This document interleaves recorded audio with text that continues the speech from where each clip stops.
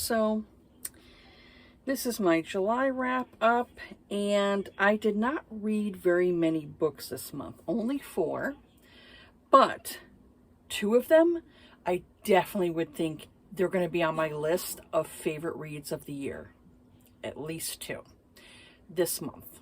So the first book, I came in on a bang on this one because I always am leery going into like books that kind of start to get hyped up. And I'm like, like, I don't know. Because sometimes I completely hate a book someone loves, so I was leery about going in this one. But I do like the author. So I read The Wolf and the Wildflower by Stacey Reed. I gave this one 5 stars. This was such an interesting story. This was so interesting. I didn't write a full review because I didn't have a hard, sometimes I have trouble with like coming up with the proper way to fully explain the story. So I have like a bunch of highlights. So this story here starts off with Jules. Now Jules is a female, and she's been dressing like a man since she was born. Her mother and father, they love each other, but her father has this stick up his ass to go and have an heir, which is like the male babies, the male borns and all that stuff. And, forget about the females. They can't have any title, So there's even the men today who can like, I'm male child, and I'm just like, really? So her mother had a very difficult pregnancies, plural, where she had like obviously miscarriages, and I think before she had Jules, she had another child, but that baby was like, I think, stillborn or died. So she ended up having a child before that, which was a girl. And so when she was giving birth to Jules, she so much wanted it to be a boy. So that way her husband could kind of like stop requiring her to get pregnant, because she's like, she feels like this time she's going to die if she tries to have another child. So I completely understand where she's coming from. With me, my firstborn, I bled out a lot on the operating table. They had to do like some internal stitching and stuff like that, because I had a C-section with my first child, and I bled out a lot. So that's something that, the doctor had said. I bled out a lot. And so, there's a chance I could have died, with that first child. So I get where the woman is coming from. I understand where she's coming from, where it's like, you don't want to have any more babies because your body just can't handle that type of stress. Not every woman is able to, just because you can give birth, can make babies, sometimes your body's not fully equipped to like push that baby out. That's why today's time, like they have like, C-sections, cesarean sections. It's much more easier process. I will say it's very painful. I prefer natural birth. If you can have naturally, try to do naturally. But sometimes, you have to have the baby cesarean. So she would have been better off having all C-sections, this mother. So the father, he clearly loves his wife, but it's like, why have those demands on her to force her to keep carrying children, knowing that that's a possibility she could die from it? So when Jules was born, the nurse had kind of like not really disclosed right at that situation that the baby was a girl. And so the wife had told her husband, oh, we had a boy. And then the nurse was like, I'm sorry, you mistook me, she's a girl. And so she now has to lie to her husband, who she loves, because she doesn't want to have any more babies. And like I said, I don't blame her at all. So now she has to raise her daughter as a boy. And so for years, Jules grew up, you know, thinking she was a boy. She's got short hair and all that stuff. And it wasn't until she got to a certain point where, you know, you kind of figure out things like, you know, boys have these parts, girls have these parts, you know, kind of thing. And so her mother had to tell her, like, you know, you are a girl, you know. So, you know, and especially like women get menstrual cycles, men don't get menstrual cycles. So so it's like there are fundamental changes you can tell, you know, between men and women, body wise. So this was a very interesting concept of a story, because, you know, during that time, it's like, yeah, you will live an easier life if you look like a man. If you look like a man, you come off as a man, you will have a better life during that time, because women did not have the agency that they do today. This is why I get kind of mad with like modern day feminism, because a lot of them try to act like they're oppressed, and it's like, girl, you're not fucking oppressed. Look back at the girls back in the 1800s, 1700s that paved the way for you to have the right to speak your mind. So shut the fuck up. So so for me, I really liked this story. I thought it was really interesting, because you have a woman that is portraying herself as a man in a suit and all this stuff, you know, short hair. She also has a fake mustache, and I did like that aspect to it too, where she had a fake, you know, mustache. Because I will say, like, some females, even if you cut your hair short and you bind your boobs, you're still going to have feminine features. Some women do. Some women have very feminine features, even with short hair, you know, where I kind of tend to look like a dude. So, so this was interesting, because it was her and her father, and her father is like, I guess like a psychologist and all that stuff. And so they get called to this estate where this, I can't remember what he was, an earl or something. Was he an earl?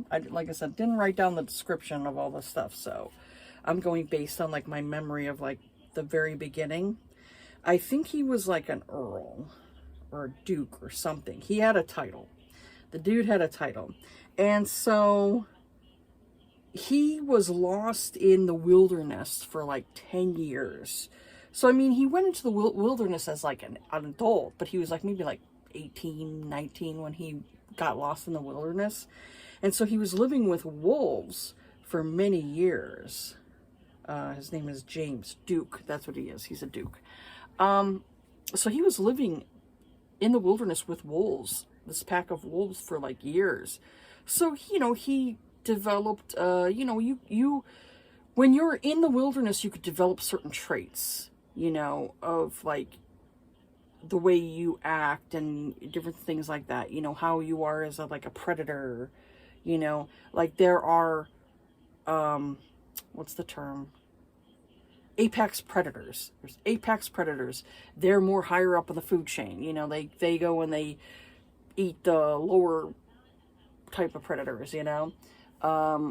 You know, wolves are, you know, meat eaters, so I'm sure they're going to eat like, you know, whatever's out there, rabbits, other things, you know. They might be able to try to take down a bear maybe. But, you know, he was living with them for years, so he gets discovered and comes back into his life that he had before. And the thing that kind of irritated me was his mother, because she seemed very like, obviously she loved her son, but it's like, you do realize that this guy's not going to go back to the way he was just like that.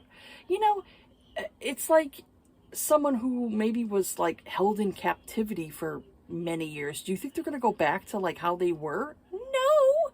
They have to deal with like, go to like therapy and talk about like their experiences and stuff like that, you know?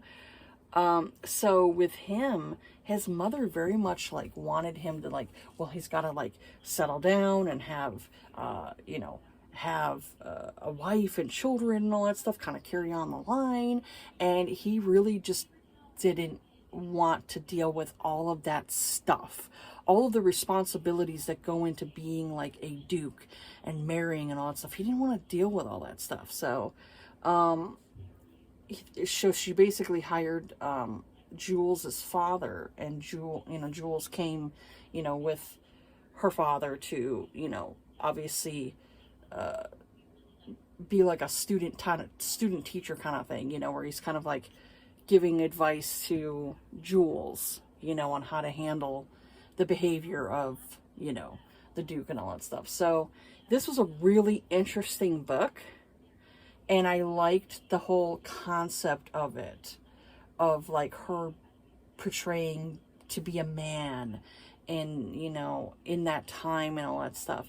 But also like, I felt bad for her because she was kind of thrust into this situation that she had no choice in, because her mother was the one that chose that life for her. And this is the thing that kind of bothered me a bit, because it's like, when you become a parent, you have to put away all of those things that maybe you thought you would like for your child, because ultimately they have to make that own decision. They have to make their own decisions when it comes to their life. There's only so much you can teach your child and how to raise them and teach them morals and, different things. And then it comes to a point where you have to let them make their own life choices.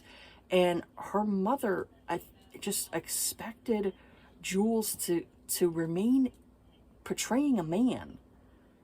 So that way her mother doesn't have to tell the father that she lied and that, the son that he grew up with knowing is not a boy, is a girl. So the mother really just irritated me. She really did, because I have seen mothers do things to their children, put them in, like, oh, well, you're going to be this way. And it's like, fucking no. Let your kid grow up and choose what they want to do to, their body, or, how they want to dress, different things like that. My mom, like, always wanted to put me in dresses and stuff, and I've hated them. I hated dresses. I very much was a tomboy for many years. But just because you're a tomboy, it doesn't mean that you want to be a boy. You just don't like to dress in the stereotypical female way, where they assume like all women like jewelry, or all women, dress in pink and different things like that. And it's like, no, just because you're a woman, it doesn't mean you like those things. It's the stereotypical thing. It's the same thing with like how women will stereotype men and assume different things about men. It's like, no, if you actually got to know different men, you'd know, you're stereotyping them. Both are very much stereotypes, and I get irritated with it, because it's like, look, women, for the most part, have some things that we all pretty much have. Like, a lot of us are very emotional because of, our estrogen, different things like that. So we're going to be, most women are nurturers. That's what it's like in our biology, to be nurturers. But there also are men out there who are nurturers too. I've seen this in men. This is why you kind of like, you allow boys and girls to play with baby dolls, because you can see how they would be, like in the future as they get older, like as a parent, like it's an instinctual thing to take care of something, it's an instinctual thing. You know, we've had that since it's on our freaking DNA. You know, that's how we are as humans. We instinctively want to take care of other people. You know, humans want to take care of other humans. So, you know, us as women, we tend to be more nurturers. Now, some of us are better at it than others. You know, some women are just great aunts. You know, like they don't want to have children of their own, but they're good as being like an aunt or a godmother or whatever it is, you know. It's the same thing for men. There are some men who are just good dads, and there's some men who are just, they're made to be uncles. You know, they're made to be uncles or a godfather. They don't want that full responsibility of being a parent, and I totally get that. So for me, it's like there are stereotypes that you see when it comes to women stereotypes, and there also are male stereotypes. And so I kind of get irritated when it's like you have different situations that are kind of get pushed onto you. Like, oh, you're like, my husband will say like, he wanted his son to be like a professional baseball player. And I'm like, but that's your dream. That wasn't his dream. This is something that you have to realize as a parent. It's like the dreams that you have for your children, it doesn't mean that they have that same dream. So the thing that kind of irritated me about her mother is that her mother wanted her to keep up this pretense of pretending to be a man. So that way her mother didn't have to explain to her husband that I lied to you for years and you didn't have a son and I can't communicate with you properly because I was scared I was going to die. And it's not until like the end of the book that you kind of have a little more completion of, you know, their storyline and stuff like that. So it's like for years, even though you love this person, you've lied to them for years. You lied to them about the sex of the child, you know. It was a really interesting story. I loved the connection between James, I think his name is James, James and Jules. I loved the connection with them, but it was a very interesting story of what a parent could potentially do to a child if they push their own bullshit onto the kid. It was a really interesting experience. This is something that I've kind of like seen over the years, and you know, as someone who's kind of like watched out for children for many years, you know, you see the behaviors of parents and different things like that. So it was a really interesting book. I kind of got a little deep on this book here, but I loved the love story with it. I really loved their story and their connection, because it was funny because he knew like right away. He could like tell like there was something different about this man, and he was thinking to himself that she has very feminine traits, like the way her hips were and different things like that. Like it was like an instinctual thing for him to kind of like see this person, you know, that ended up being a woman. Yeah, it was really interesting, and I would have loved to have seen. He created, him and this other man had basically built this kind of, I guess you'd say, treehouse in the woods. I would love to have seen it, just to visually see this. I love the like these modernized like tree houses and stuff. So beautiful. I just love that. I love that whole close to nature thing, you know, like my kids. Nature for them is just completely, you know, they're afraid of flies, you know. Like my youngest would be like, it's a bug, and I'm like, it's a fly, girl, it's just a fly, it's not gonna hurt you, it's a fly. Flies don't live, they don't live that long, and then they die. So I'm like, don't worry about it. So it's just funny because I'm like, I need to get my kids out to nature more often, because it's like they are like city slickers. So I liked that aspect to the story, where it's like he very much like, I identified with him in that aspect of like he felt the freest when he was out into nature, when he was out in the woods. That's when he felt the freest. And I was like, I identify with him so much because I feel the most at peace when I'm in nature, when I'm by myself, or like the silence, the quiet. All you hear is like the nature around you, you know, like you hear the earth. You know, people don't like, a lot of people like don't hear it. They don't like pay attention to nature. Like they very much like concrete jungles, you know, which is the cities, concrete jungles. And that to me is like death. It's death. It's just suffocation. I can't handle living in like a city like that. I very much like more of a lot of trees and nature, seeing the birds and hearing the wind and, you know, the breeze of the trees and all that stuff. I'm very much a nature person. So I identified a lot with his character because of how free he felt in that setting, to where he felt very, he knew his responsibilities, but he felt very stifled, of being in that mansion that he didn't really feel like was his home, you know? And I also like there was aspects to the story, like he had his, you know, he had a younger sister. And so he wasn't really close with her anymore. Like he was close to her before, like before he had gotten lost.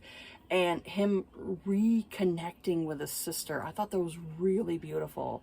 The way he like was reconnecting with his sister, even though it was hard for him to kind of like connect with humanity, because he was so used to being like out in the woods and being with this like family he formed with these wolves, you know. Yeah, it was a really interesting story, you know, really interesting story. But like I said, her mother, she wasn't a bad person, but she made bad choices, and it affected her daughter's life. And her daughter had to do something completely, you know, crazy, you know, toward the end, that I was like, oh wow, okay, we're going here. That I was like, this is an interesting story, because it really shows like the relationships with people who aren't a part of like society, in a way where it's like people expect certain things from you when you're in a society, and it's hard for you to connect if you don't feel like you're a part of it. So it's very much that. And I loved that aspect to it. This is a very long review, but I loved that aspect to it. It was just really interesting. And yeah, this is definitely a favorite for me for the year. Definitely a favorite, because it had a lot of different things in it. And I loved Stacey Reed's, the way she went about it, you know, was really interesting. And so yeah, I love the whole family aspect to it. And you know, like what would it be to grow up and you're kind of stuck in this situation where you don't want to hurt your mother, but she's also hurting you unintentionally. She's hurting you by you having to keep up this facade. Yeah, it was interesting.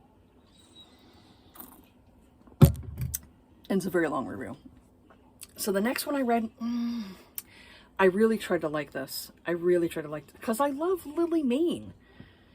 But this one here is like this new series for her that's called Berries and Greed. This is a deep earth dating series. This was really interesting. I loved how interesting this was, but there were things that I just didn't care about it. So I ended up giving this one a 3. So this one here is Greed. It's Greed, maybe? Greed? She calls him Greed. And he calls her Berry. Her name's Burl. it's not a good name. Not a good name for a girl. But yeah, Burl. It's an old school name. Old school name. I really liked, this was a sweet story. It really was a sweet story. But I felt like the book was entirely too long. It was way too long. It needed to be chopped down at least a couple hundred pages, because this thing was like over 500 pages. It really could have been over a 300-page book. It was a lot in there that I felt like could have been edited out that were not necessary for the story. So this one here was interesting, because we have the character of Burl, and Burl, I guess you'd say she didn't really grow up with great parenting. She was very young when she was dropped off at this cult. It is a cult. The cult worships these creatures that came out from the ground, and they've been living with humans. And so, what the heck is their names? It's got a weird name to it. Their names are weird. But yeah, there are these weird creatures. I can't remember their name. But anyways, his kind is worshipped by these cult members. It's like a sex cult where they think that these creatures are going to be like, you know, the best thing, which in a sense is creepy, because it's like you're sexualizing these creatures that you don't really know about. That's like very predatory. I felt like it's very predatory, in a sense, because that you're going to go and sexually worship these beings that you don't fully know about, and you don't know what their anatomy is. You're just going based on like rumors, and it's very creepy. It's like, it's almost like having a stalker, you know, where it's like the stalker, they obsess over you for whatever reason it is, and they don't fully know who you are. They think they do, but they don't, you know? They want to covet you like you're a little toy. Yeah, that's why cults are fucking weird. And so Burl has been living within this like sex cult for years. She doesn't want anything to do with the creatures, the species, and so she's been kind of living there because her father kind of dropped her off like when she was really young. He didn't want anything to really do with her anymore. Piece of shit people. It's like, don't have kids if you're gonna, you know, not want to take care of them. So, or give them up for adoption, I don't know, something. So she was basically raised by her aunt. Now her aunt went and joined the cult because she really didn't have anything else going for her. She ended up like, she was essentially an ex-con, and it's kind of hard to kind of like get yourself together because people want to judge you. There are some ex-cons who've actually been able to move on with their lives and be able to make a better life for themselves. Like my one uncle, for example, he was an addict, and he ended up going to jail. And then he got out of jail and got into a halfway house, and he cleaned himself up, and he managed to get himself into a state position. He works for the state, you know, when it comes to like DWP and all that stuff, you know, water and power. You know, he cleaned himself up. He makes really good money now. So I'm like, even though him and I don't get along, I haven't talked to him in years, I'm glad that he cleaned himself up. So this woman, you know, essentially had no choice, and so she joined the cult and figured, you know, she'd have a place to stay and all that stuff. So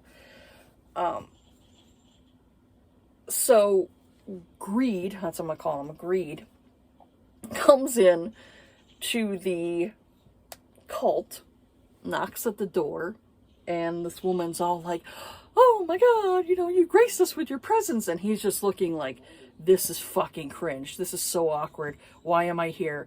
He is so uncomfortable. He is so uncomfortable when he's there. And he's just like, this is a sex cult and they worship us? He's like, do they even know our anatomy? And he's just like, my God, these people are cringe and they're creepy and this is just so gross to me. And then he ends up seeing Burl, and so Burl's looking at him like, you fucking creeper, get the fuck out of here, you know? And he's like, I want her, I'll take her. And so this dude is a fucking major pothead. This guy is a major pot. They don't call it marijuana, but they call it shade. This dude, like, as much as I really liked him because he was such a sweetie, he was so sweet to her, and like was telling her like, no, we're not gonna like do sex and all that stuff. You know, I'm not, you know, I don't want you as like my sex slave and all that stuff. He goes, we're you know, we would not like match up anatomically, you know. So he's like, you know, convinces her to like come with him, you know, and stay with him, and it gets her like out of the cult. And so I really thought he was really sweet, but I'd say like he really needed like therapy. He really needed therapy and really needed to go and kind of like, I would say like an exposure therapy, because he had major social anxiety, and like the only time he'd feel like comfortable is when he was in like this, he had like this, like a full-size pajama kind of thing, you know, where it's like one of those like long robe things with a hood to it and all that stuff, something like you could sleep in, and it's like really super comfortable. And he would put that on and like nothing else would be underneath, you know, he'd be like completely naked underneath it. And he would come out from his room wearing that thing. It totally reminded me of like a stoner, you know, just so reminded me of like a stoner, where they've got their munchies, they're sitting there getting high, watching TV. He totally had that stoner vibe to him. Just chillax kind of dude. And with her, it's like, she definitely was more, dominant, and she liked to be more of that dominant type of person. But the one thing that kind of like had them a little bit different was the fact that his anatomy, there's no way it could get it in her, for the fact that there was stuff like around his peen that would damage the human women.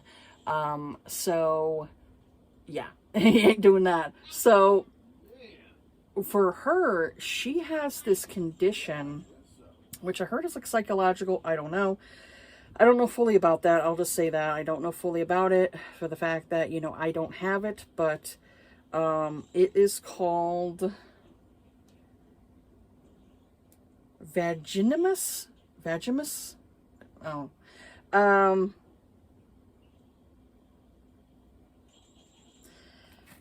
So she has this condition where sex is painful for her. So she was like, yeah, we're not doing penetration, man. Not happening. But she very much liked, you know, other things sexualized and all that stuff. Sexually, I'll just say that. So this was interesting because she definitely became more of the dominant kind of thing. Like the more time they spent around each other, the more attracted they were to each other sexually, but they knew they couldn't like do the P and the V kind of thing. So they came up with like other ways to have pleasure with each other. It was very interesting. She very much likes, likes conolingus, and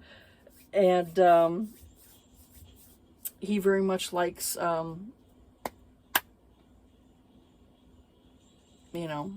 the second hole for himself. He was definitely more of a submissive. He wanted her to like dominate him. Like he would do anything for her. And it was just, that part was just so sweet to me. I really loved that part of it. But I'd say the thing that kind of like made me enjoy it less is that every night he needed to smoke shade. Every night he needed to smoke it. And it just really kind of bothered me, because it was reminding me of like, I don't like to be around people who are addicts. I feel empathy for them, you know, but I can't be around addicts because it really just infuriates me. Especially because my ex was an alcoholic, and he always made excuses of why he needed to keep drinking. And it's like, dude, I'm not in AA, but I know the first step is admitting you have a problem. If you're not willing to admit that you have a problem, it's hard to be around somebody like that. It is, because you're essentially seeing them kill themselves slowly. And that's a hard thing to witness, you know. So that's the thing I think that kind of irritated me about him, about Greed, is that he needed his shade every night. And I'm like, dude, go to therapy. Oh man, I was just like, go to therapy, because you need to go. You need to stop this obsession with constantly smoking shade every night. You need to admit this is not a healthy outlet for you. You need to get better and improve your situation. So that bothered me. And then, like I said, this book was entirely too long. It felt like forever before I got through the story. There was a lot of sweet moments, and I really loved the sweet moments between him and her. But oh man, this book here, it needed an editor. It totally needed an editor, so they could have edited out that stuff. And I did see like some progress with him, like toward the end. He was getting a little bit better when it came to different things, but I was like, you got to work on it, man. You've got to work on it. You know, you've got to work on your problems, because to me, it's like using a bottle, drinking all the time, smoking all the time. It doesn't help your issues. It just masks them. You have to go through whatever trauma you've dealt with, whatever it is. You have to confront it. You can't just ignore it. You have to confront whatever the base issue of what you have, what issues you have, and go through. See, yeah, that's the thing that kind of irritated me about him, because I'm like, oh, you're so sweet. You're such a sweet, sweet being. But you need to deal with your issues. You need to deal with this. So, and his ex was just, because his ex kind of messed him up. I like the fact that he was a submissive, because I don't always see that with romances. A lot of times it's always like these dudes who are alpha and all that stuff. That's fine. I like reading about alpha. But there are men out there who are more naturally submissive. They like when the woman takes control, and not in a way to where it's unhealthy. Like, I want both of the people that are in the relationship, I want them both to be satisfied. I want them both to have their needs met. I don't want to feel like this one is having more control over this person's life. I don't like that. That's not a healthy relationship. It's very toxic. So I like the fact that she very much was like, okay, I'm going to control these situations, but we're also going to have like safe words and different things like that. She went on Google and was searching up like submissive dominant relationships and all that stuff. And I liked that she was trying to learn. and she was trying to know what his needs were, what his, because he was doing so much for her and like, being there for her, but she was like, I want to be there for you too. And I love that aspect to it. But like I said, it was some things that just really bothered me about the story that that's why I ended up giving it a 3, because it was just, so yeah. So the next one, I gave this one a 3 too. This one also was a 3. I really wanted it to be better. I really did. So I ended up reading Citadel, which is Kindled book number 5 by Claire Kent. I love this series. I love this series because I just love those post-apocalyptic, like, natural disaster type of, I don't know why I love them so much, but I do. I'm like, they're so like interesting. So this one here, I would say I was not a fan of the heroine. I was not really a fan of her. So we have Delaney and Cole. I was not a fan of Delaney, like I said. She goes by Dell. And her sister was way too protective. I get why you have to be cautious in this world because there's like roving gangs and shit and, like not very good people doing bad things. So, but her sister was way too protective. Everybody has to learn to be self-sufficient and take care of yourself, because if you make stupid, rash decisions, it could be your life. And so she made like, there was a couple of things that Dell did during this book that I was just like, girl.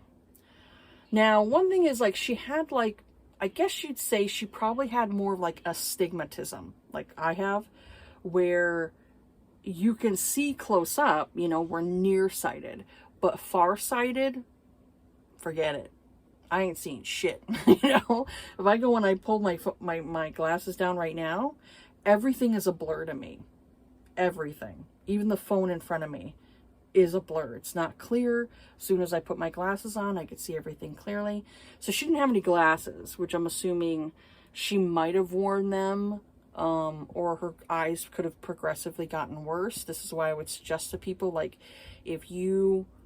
whether you wear glasses or not, wear sunglasses every time you go out, even if it's out in wintertime in the snow, because the sun reflects off of the ground and it just hits you right in the face. So you could, your eyes could progressively get worse if you don't wear sunglasses all the time. So for her, she had a shaved head, and she did it as like a protective thing, so that way people wouldn't notice that she's a girl.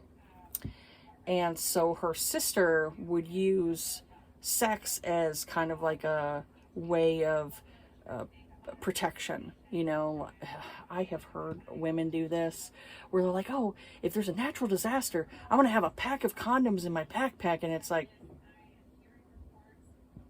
so you think that trading for sex is going to keep you safe? That is not a smart way to go throughout life. It just isn't. You basically relegated yourself to a series of holes. So, yeah.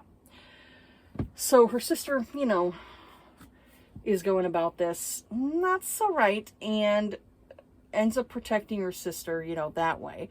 And they're with this, like, gang of people, which, probably not the best people in the world, I would say. But also not like, they're survivors. They're trying to survive. And so a gang ends up coming up to them and takes out how many of them. So they have to escape this situation.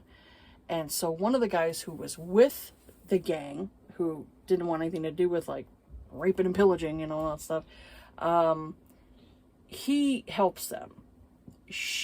Dell, like the day before or earlier before, she had saw him. She had ended up seeing him, like, and so they kind of looked at each other, and it's like almost like they had an instant connection, which I didn't particularly like. I don't like that. Sometimes I don't like a story where it's like they have this instant connection, but I'm like, where's this instant connection? It wasn't in, I didn't feel it in the story. And I think that's why I ended up giving this book a 3, because I didn't feel their connection in this story. All of a sudden it's like they like each other, and I'm just like, really? Really? We can't have like some kind of like, I don't know, you could see it, you could physically see they have this connection with each other. I just didn't see it. So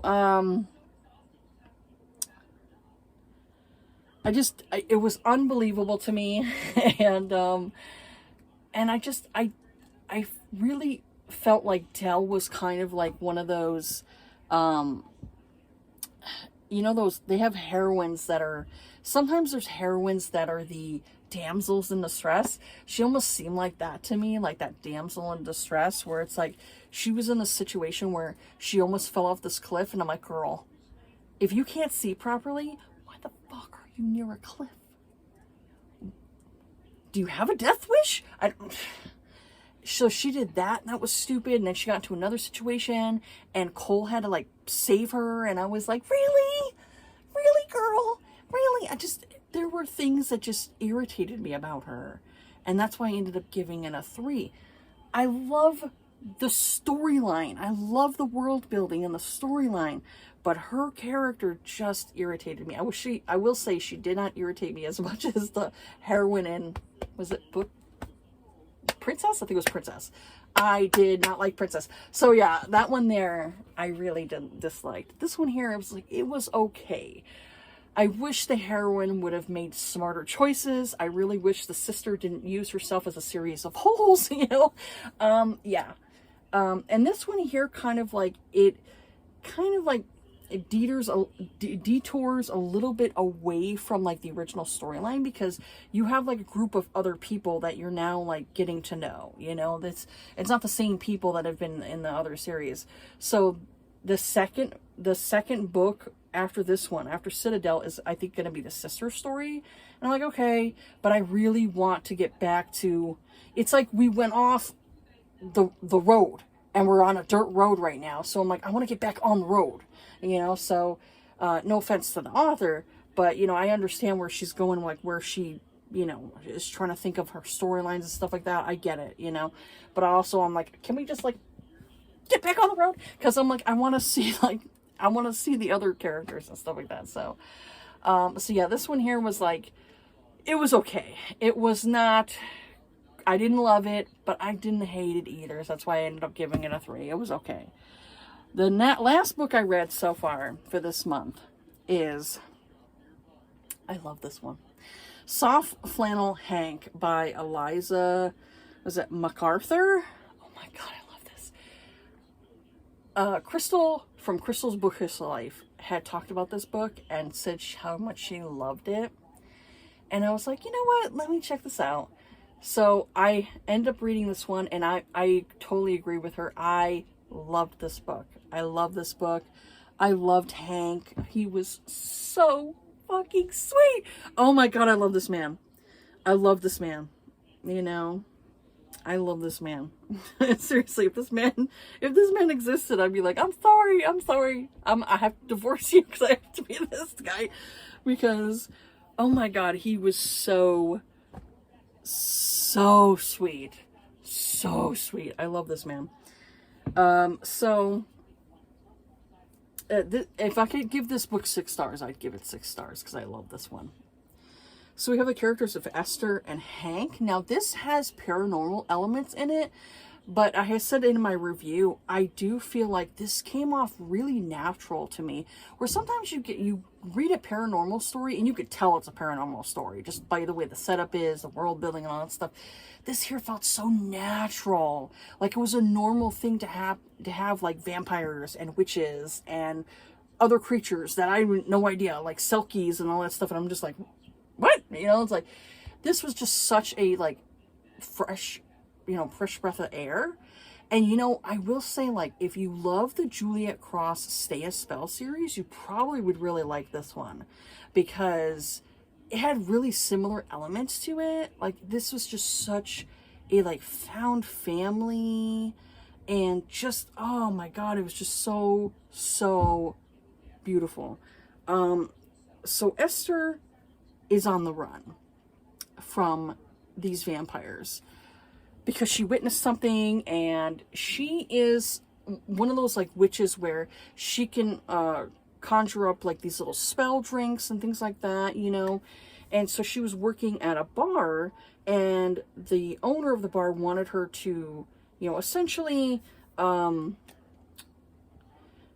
cast up these drinks that will make the women more enjoy more pleasure, you know, when the vampires bite them in the neck and all that stuff, make it more pleasurable for them. So she was kind of like the person who was doing that. And so she witnessed something and it scared her, so she went and she took like $1,000 out of the till and gave it to, like, you know, different people, and took off, you know, and just scram. So they were chasing her. And I will say, like, toward the end, it was like, I will say the ending was a little too convenient for me, but I still enjoyed this. I was like, okay, I'm overlooking that because I love the story. So Esther ends up in this town called World's End in Washington. And I could just picture it in my head, and I'm like, oh, I love Washington State. I love Washington State. I love the beauty of it. So beautiful up there. I will say I'm not a fan of the politics or the people who run it. But it's such a beautiful state. And so I loved this whole like concept of like World's End and stuff. It just sounds so like supernatural to me. It's just such an interesting aspect of the story. And so she ends up at this diner, and she sees Hank, like, basically in the diner too. Like, you know, he notices her, she notices him, and there's like this instant connection. But you can feel the instant connection, you know? The author here knew a way of, like, you could feel this. It was coming out of the page, you know? And so they have a one-night stand. And this is kind of like totally just, he becomes smitten with her. And then you find out more of his story and why he is the way he is. And oh my God, I wanted to hug this man. I wanted to hug him and protect him. You know, he's like a little bear. I don't want to protect him. So, he, even though he's like a big, intimidating guy, he has the heart of an angel. I mean, he really does, because he was just so enamored with her and smitten with her. And it's like he was like, this is the person for me, kind of thing. Now this man, Hank, he is a former police officer. There was something that went down at the police department that he fully did not support, and he didn't like it. So he got away from that situation. He quit working for the police. And so he's been kind of like sitting around for about 6 months, just kind of like, I guess you'd say, in a depression, because he's not working his job anymore. And that was kind of like, I think that was the thing that kind of helped distract him from his life, you know, because 17 years before that, he had a wife and his child, and his wife decided, you know, she didn't want to be with him anymore. She wanted to go, and, you know, she didn't love him, and she wanted to go and travel around for her career. And so she went and she took their daughter, and they had the daughter like very young, you know, and so he's now 45, and, you know, he has a relationship with his daughter, but he's not like super close with his daughter. Obviously, you know, when you're farther away, it's harder to kind of like have a connection with your child. So he's, you know, you could tell he's lonely, and he's kind of just existing, you know, throughout his life right now. And the people who are part of the town, they like love him. They love Hank, you know, they think he's such a sweet man, and, you know, they try to, like, you know, take care of him and stuff like that. Magda is a woman who's in the book, and she's very much she has like these supernatural powers, and she's been friends with his family for years. Like, she knew his mother, and oh, this man, the heartbreak of what he went through, because he was obviously close to his parents, and then when his parents, you know, his father had passed away, and then he like took on taking care of his mother, like taking on the care of his mother, and then she ended up developing cancer, and he was taking care of her through that, and it just, oh my God, this man. And so he like essentially put off his own life to take care of his mom, and then she had passed, and he was kind of like directionless. And it was just such an interesting story. I just loved him as a character. He was so sweet. I can't fully express like how much I love that man, but he's so sweet, such a sweet man. And after he, you know, briefly got to know Esther, she had taken off because she has friends. Her one friend is like I guess you'd say a psychic. She's able to see visions and stuff. And so she was like, oh girl, you gotta go. He knows where you're at. So she was taking off, and he was like devastated. Like, she left, you know, she left. He wanted to get to know her more and, you know, possibly date. And, you know, he goes to like her motel room, and she's not there, and it's just the devastation on him. You know, you could feel it, you know, coming out of the page, how much emotions he had already. And it just was such a beautiful story, because it's like they're getting to know each other, and he's trying to protect her from whatever this danger is and stuff. And you have like vampires in here, you know, witches. There's this character that's a Selkie, which is like almost kind of like a sea creature kind of thing. Interesting. This was a really interesting book. I really loved this so much when I read it. I was just like, and it was so emotional. It was so emotional. There were scenes that I was just sitting there crying, because I'm like, oh my God, I love this man so much, this guy. And she was like, you know, parts of the book, she's like, I need to protect him. I don't want him to like get hurt because of me. And I'm just like, I love that, you know, with that as well, because she wasn't a selfish person, and she very much wanted to protect him. Oh man, it was a really good story with like this small town and paranormal, and and then there's a second book coming out, which I'm definitely going to check out, because I'm like, oh yes, I want to see what happens with these pair of people. I definitely want to see this. That there.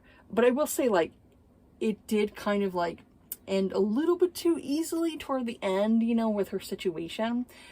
But I didn't care, because I still loved it. It was just such an interesting book. And like I said, I can't fully say like all of the things that were going on in this book, because it was very emotional, and him dealing with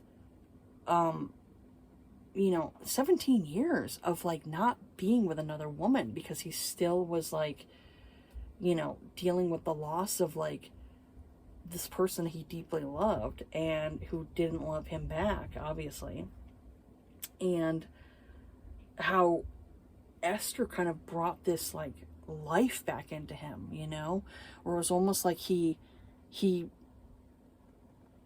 I don't know, I guess almost like he's almost dead, because his daughter had visited him for a little bit, and something happened to her, and so she ended up getting glamored, you know, of like not remembering the situation. And so she didn't want to be in that town anymore, because it reminded her of that person who like hurt her. Obviously she doesn't remember that she got bit. She just knows that the man like had hurt her emotionally in some way. So she didn't want to keep living there. And so she essentially left her dad. You know, he was, you know, she had like a whole year of like being with her dad and hanging out with him and getting to know him.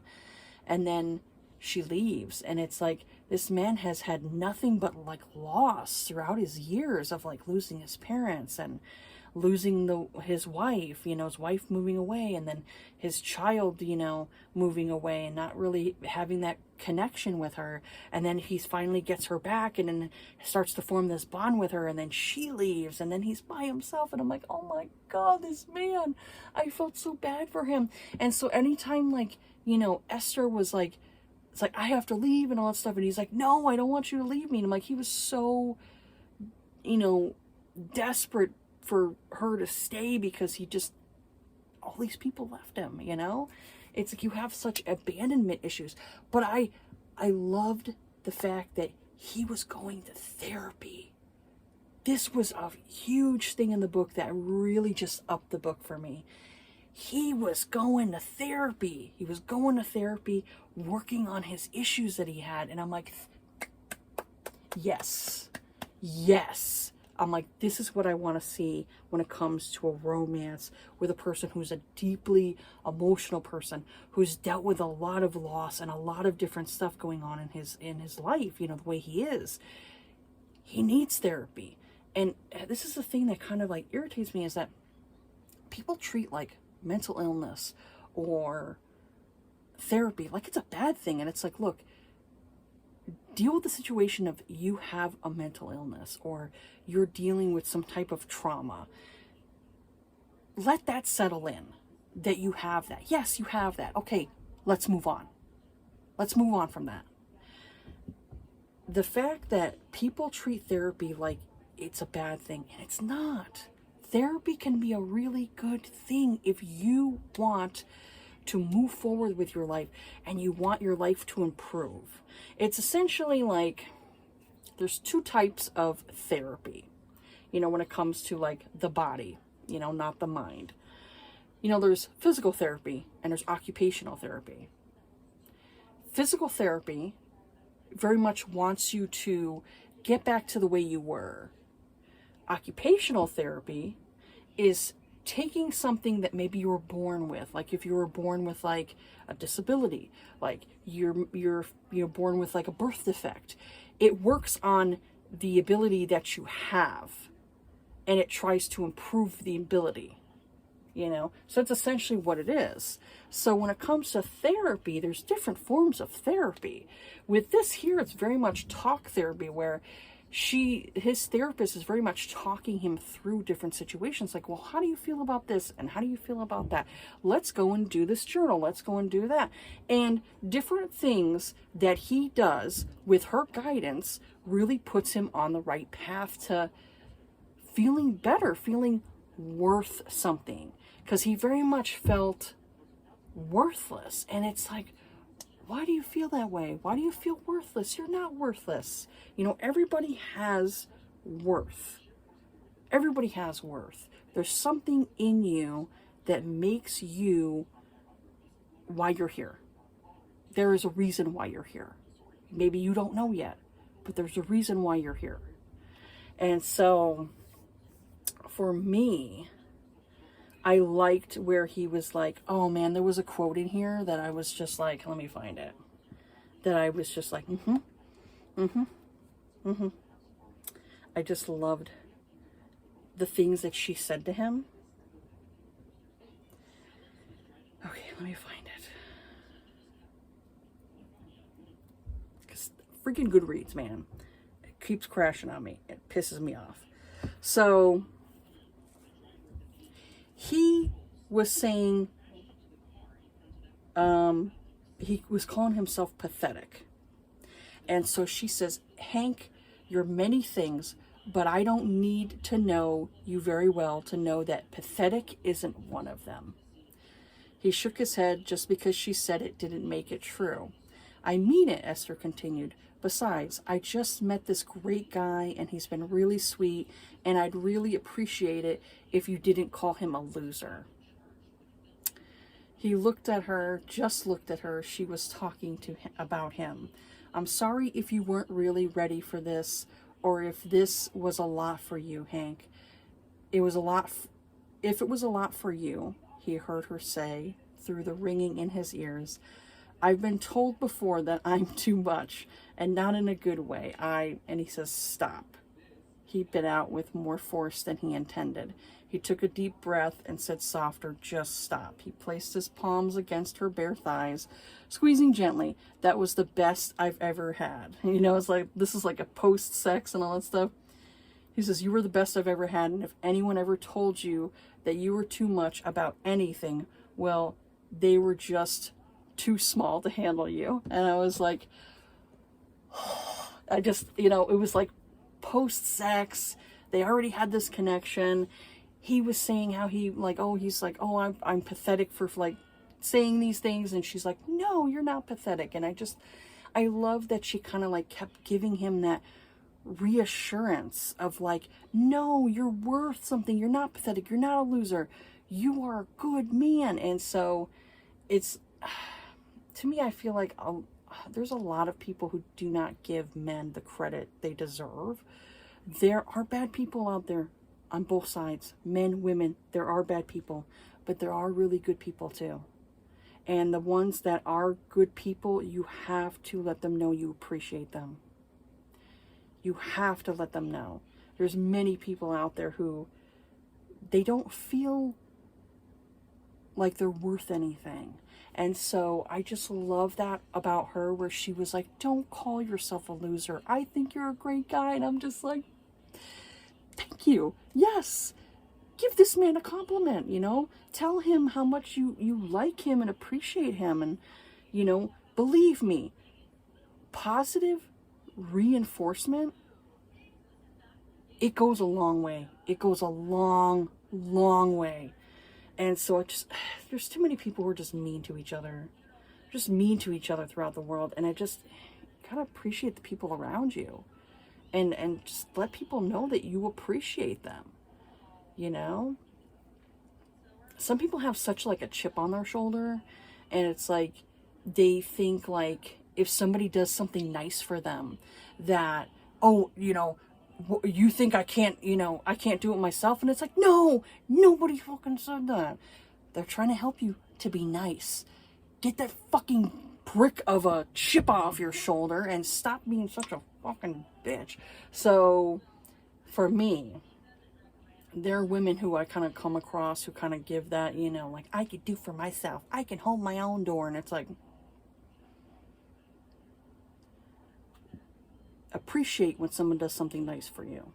And it does not mean that they expect something in return. Sometimes people are just nice and they just want to do something nice.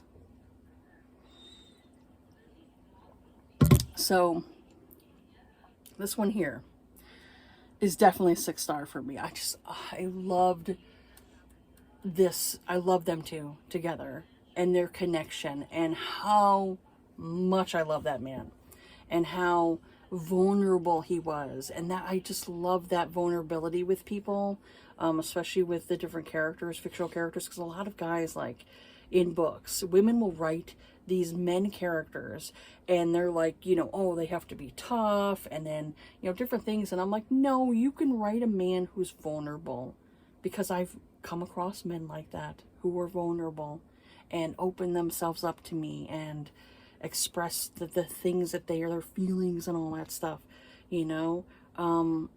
So this one here, I'd say this author, she definitely knows, you know, she's definitely obviously been around a man, or, you know, this is what she, you know, wants to see in a man, you know, whatever it is. But oh, to me, I was like, yes, I loved his character. He's definitely like so sweet, so kind, so protective, you know, just, I loved his character. I just loved his character.